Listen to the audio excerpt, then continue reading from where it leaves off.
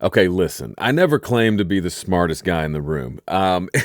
This is one of those videos that I'm sure the development team in Germany rolls their eyes at. But I want to show you a feature, you probably already can tell from the title, that I knew existed, but I never used because I didn't realize why it was so powerful. It's called Takes to Layers. I just saw at the NAMM show, I got to do some presentations at the Fender Studio booth. How you like my new t-shirt? And I got to see Josh Cumbie, who is a phenomenal vocalist and also just power user. Got to see him go through his vocal production process. And he talked about this in passing and kind of blew my mind. It doesn't take much to blow my mind, to be fair. But if you know about record tracks to layers and you already know how great it is, this video is not for you. You can move along. But if you've never used it before, this is one of those videos where I show you a feature that's probably been in this software since version 2 or earlier. I just never really used it until now, and I'm a little excited about it, so we're going to dive into it. Okay, I'm going to start from scratch to show you what I'm talking about. We'll call this Takes to Layers. And I'm going to build it from scratch because I want to show you exactly how it works. And you can go see if it makes sense for your workflow, whether it works for everything you record. I can see this working really well for guitar and especially for vocals, but it might work well for everything. Let me show you what I'm talking about. First, let me make a track, T for track, mono track input 3, which is where my microphone is. We press R. Okay, we're record enabled.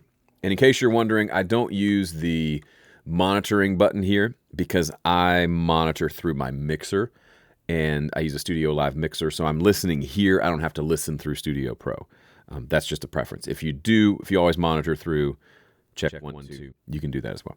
That way I can keep the buffer settings, I'll leave them alone, and I just hear it off the monitor anyway, or off the mixer. Okay, so I've got a channel I'm gonna record. So a couple of things you need to know. First of all, what are takes and what are layers? So a take is just when I record onto a track. So this is a take. And then if I record over that, that is also technically a take. This is also a take. And I've kind of recorded over what's there. Let me undo both of those.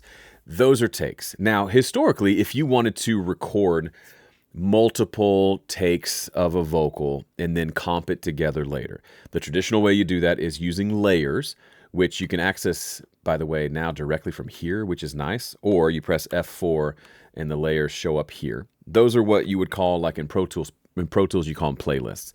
And you would say, you would record your vocal, this is my first take, it's amazing. Then you would do this number where you would say, okay, add a layer. It would name it for you, and then here's the next layer. And if you were to expand the layers, you would see them down below.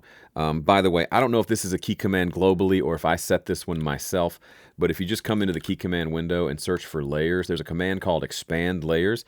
I've got it set to Control L.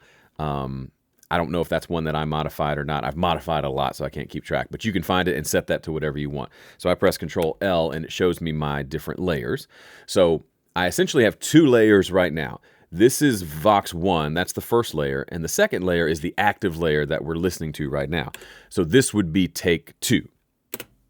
And you'll notice it plopped it down here. Now that's actually, let me turn that off because it's technically not supposed to do that. Let's undo what I just did. Let me record layer 2. Here is take 2.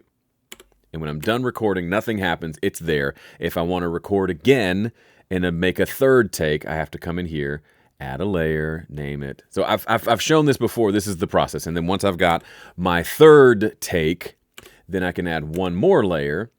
And I usually call this my comp layer for compilation. Then I can go through and do the comping where I take a little bit of that take, a little bit of this take, a little bit of that one. And it crossfades for me because it's a genius and loves me. So I've got essentially 4 things happening. I've got 3 takes and then a comp track. That's historically how I've always done vocals. This new takes to layers thing takes a lot of the pressure off, first of all. And it's really fun. And it also gives you a cool view of exactly like how your recording session went. I'll show you what I mean here in a second. So let's get rid of these layers. I'm just going to go bam, bam, bam, delete, delete, delete. I'm going to delete all this. And I'm going to do, this will come in handy a little bit later.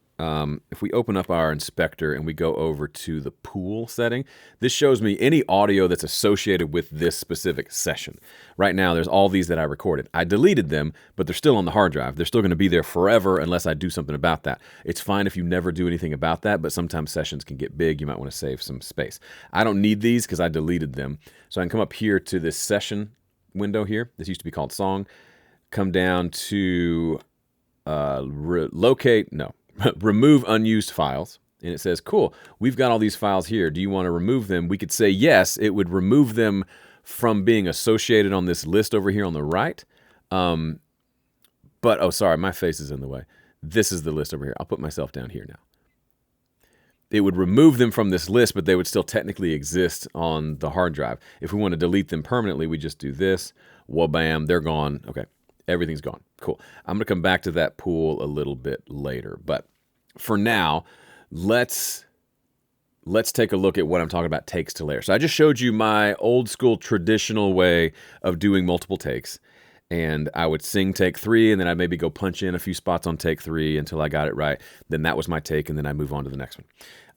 If you go down here in the bottom of your Studio Pro, there's now this button here. You used to have to like right-click and choose like, I forget what he was even called.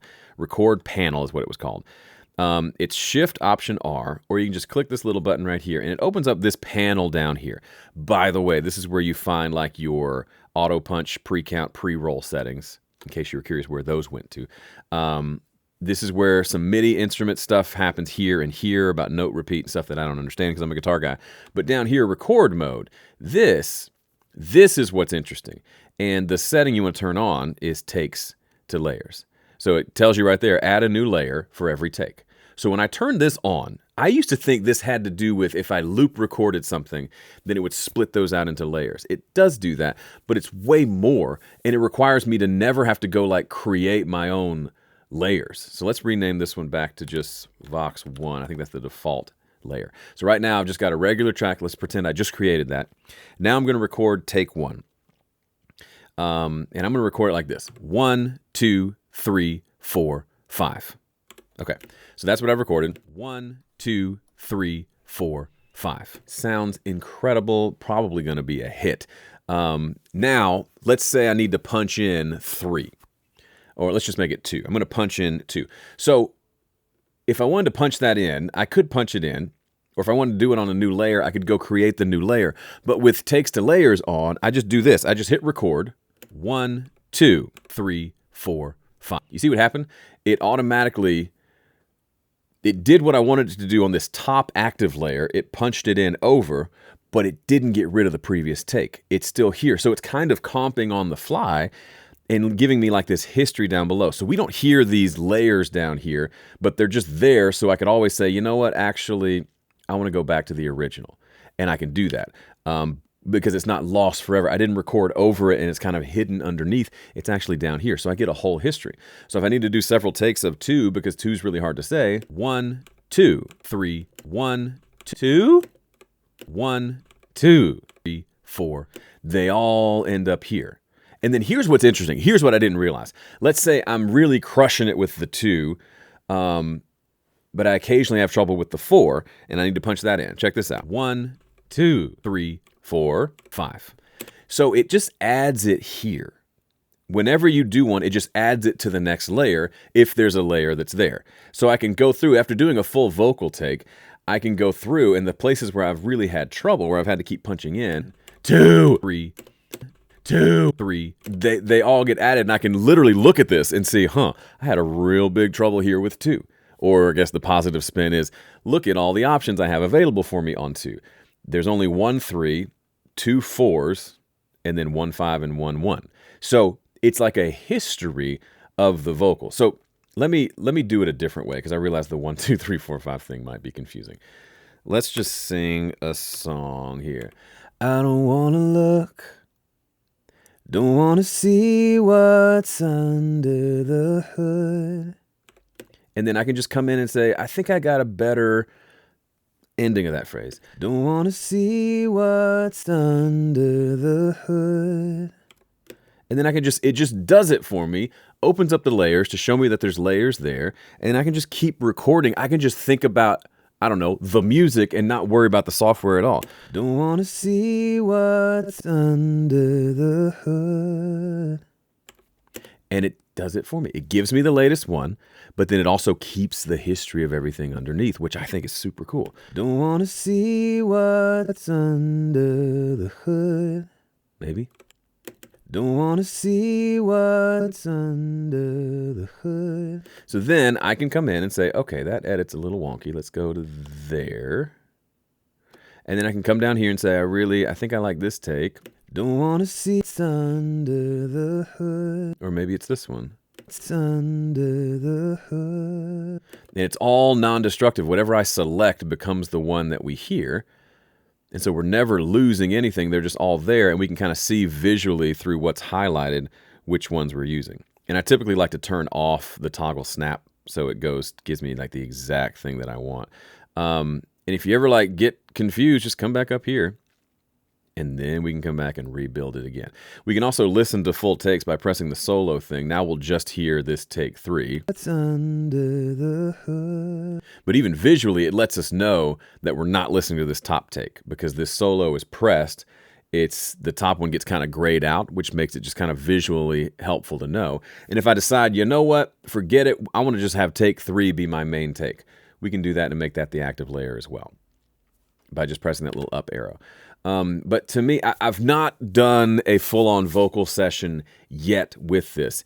But to me, it seems like the goal of a session is to get the right take, get the right performance, right? The goal is to record it as much as we need or as little as we need to get it right. And so for me, that typically means I do a full take, and I'm like, that's okay. I do a second full take. That feels a little bit better. Then I do a third.